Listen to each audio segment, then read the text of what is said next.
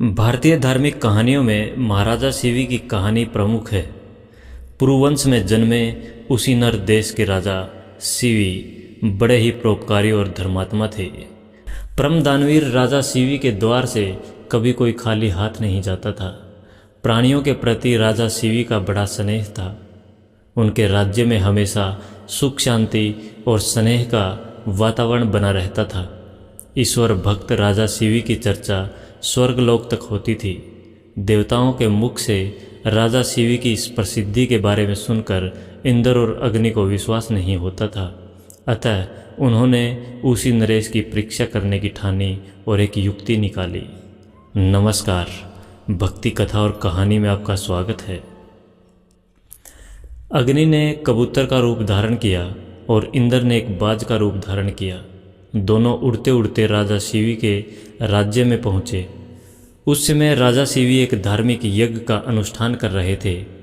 कबूतर उड़ते उड़ते आर्तनाद करता हुआ राजा शिवी की गोद में आ गिरा और मनुष्य की भाषा में बोला, राजन, मैं आपकी शरण आया हूँ, मेरी रक्षा कीजिए। थोड़ी ही देर में कबूतर के पीछे पीछे बाज भी वहाँ आ पहुँचा और बोला, राजन, निसंदेह आप धर्मात्मा और परोपकारी राजा हैं। आप कृतघ्न को धन से, झूठ को सत्य से, निर्दयी को क्षमा से और क्रूर को साधुता से जीत लेते हैं। इसलिए आपका कोई शत्रु नहीं।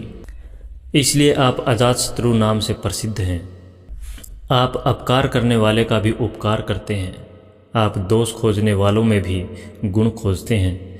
ऐसे महान होकर आप यह क्या कर रहे हैं? मैं क्षुधा से व्याकुल होकर भोजन की तलाश में भटक रहा था। तभी संयोग से मुझे यह पक्षी मिला और आप इसे शरण दे रहे हैं।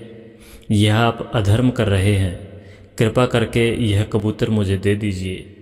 यह मेरा भोजन है।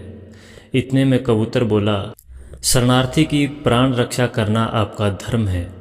अतः आप इस बाज की बात कभी मत मानिए। यह दुष्ट बाज मुझे मार डालेगा। दोनों की बात सुनकर राजा शिवी बाज से बोले, हे बाज, यह कबूतर तुम्हारे भय से भयभीत होकर मेरी शरण आया है। अतः यह मेरा शरणार्थी है। मैं अपनी शरण आए शरणार्थी का त्याग कैसे कर सकता हूँ? जो मनुष्य भय, लोभ, ईर्ष्या, लज्जा या द्वेष से शरणागत की रक्षा नहीं करते या उसे त्याग देते हैं, उन्हें ब्रह्म हत्या के समान पाप लगता है। सभी जीवों को अपने प्राण प्रिय होते हैं। समर्थ और बुद्धिमान मनुष्यों को चाहिए कि असमर्थ व मृत्यु भय से भयभीत जीवों की रक्षा करें। अतः हे बाज, मृत्यु के भय से भयभीत यह कबूतर मैं तुझे नहीं दे सकता। इसके बदले तुम जो चाहो खाने के लिए मांग सकते हो। मैं तुझे वह अभीष्ट वस्तु देने को तैयार हूँ। तब बाज बोला, हे राजन, मैं क्षुधा से पीड़ित हूँ। आप तो जानते ही हैं, भोजन से ही जीव उत्पन्न होता है और बढ़ता है। यदि मैं क्षुधा से मरता हूँ तो मेरे बच्चे भी मर जाएंगे। आपके एक कबूतर को बचाने से कई जीवों के प्राण जाने की संभावना है। हे राजन, आप ऐसे कैसे धर्म का अनुसरण कर रहे हैं जो अधर्म को जन्म देने वाला है? बुद्धिमान मनुष्य उसी धर्म का अनुसरण करते हैं जो दूसरे धर्म का हनन न करे। आप अपने विवेक के तराजू से तौलिए और जो धर्म आपको अभीष्ट हो वह मुझे बताइए। राजा शिवी बोले, हे बाज, भय से व्याकुल हुए शरणार्थी की रक्षा करने से बढ़कर कोई धर्म नहीं है। जो मनुष्य दया और करुणा से द्रवित होकर जीवों को अभयदान देता है, वह देह के छूटने पर सभी प्रकार के भय से मुक्त हो जाता है। धन, वस्त्र, गौ और बड़े बड़े यज्ञों का फल यथा समय नष्ट हो जाता है, किंतु व्याकुल प्राणी को दिया अभयदान कभी नष्ट नहीं होता। अतः मैं अपने संपूर्ण राज्य और इस देह का त्याग कर सकता हूँ, परंतु इस व्याकुल पक्षी को नहीं छोड़ सकता। हे बाज, तुझे आहार की अभीष्ट है, सो जो चाहो सो आहार के लिए मांग लो। बाज बोला, हे राजन, प्रकृति के विधान के अनुसार कबूतर ही मेरा आहार है। अतः आप इसे त्याग दीजिए। राजा बोला, हे बाज, मैं भी विधान के विपरीत नहीं जाता। शास्त्र कहता है, दया धर्म का मूल है, परोपकार पुण्य है और दूसरों को पीड़ा देना पाप है। अतएव तुम जो चाहो सो दे सकता हूँ, परंतु ये कबूतर नहीं दे सकता। तब बाज बोला, ठीक है राजन, यदि आपका इस कबूतर के प्रति इतना ही प्रेम है तो मुझे ठीक इसके बराबर तोलकर अपना मांस दे दीजिए, जिससे मैं अपनी क्षुधा को शांत कर सकूं। मुझे इससे अधिक और कुछ नहीं चाहिए। प्रसन्न होते हुए राजा सीवी ने कहा, हे बाज, तुम जितना चाहो उतना मांस में देने को तैयार हूँ।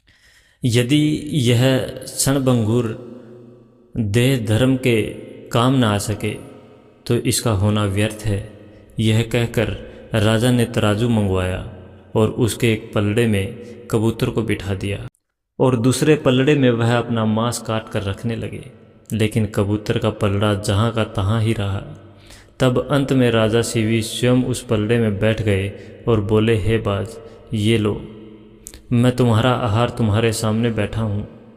इतने में आकाश से पुष्प वर्षा होने लगी, मृदंग बजने लगे। स्वयं भगवान अपने भक्त के इस अपूर्व त्याग को देखकर प्रसन्न हो रहे थे। यह देखकर राजा सीवी विस्मय से सोचने लगे कि इस सब का क्या कारण हो सकता है। इतने में वह दोनों पक्षी अंतर्ध्यान हो गए और अपने असली रूप में प्रकट हो गए। इंद्र ने कहा, हे राजन, आपके जैसा धर्मपरायण और त्यागी मैंने कभी नहीं देखा। मैं इंद्र हूँ जो बाज बन गया था और ये अग्निदेव हैं जो कबूतर बन गए थे। हम दोनों तुम्हारे त्याग की परीक्षा लेने आए थे। हे राजन, ऐसे मनुष्य विरले ही होते हैं जो दूसरों के उपकार के लिए अपने प्राणों का भी मोह न करें। ऐसा मनुष्य उस लोक को जाता है जहाँ से फिर लौटना नहीं पड़ता। अपना पेट पालने के लिए तो पशु भी जीते हैं, किंतु अभिनंदनीय तो वही मनुष्य है जो दूसरों के हित के लिए जीता है। इतना कहकर इंद्र और अग्निदेव स्वर्ग को चले गए।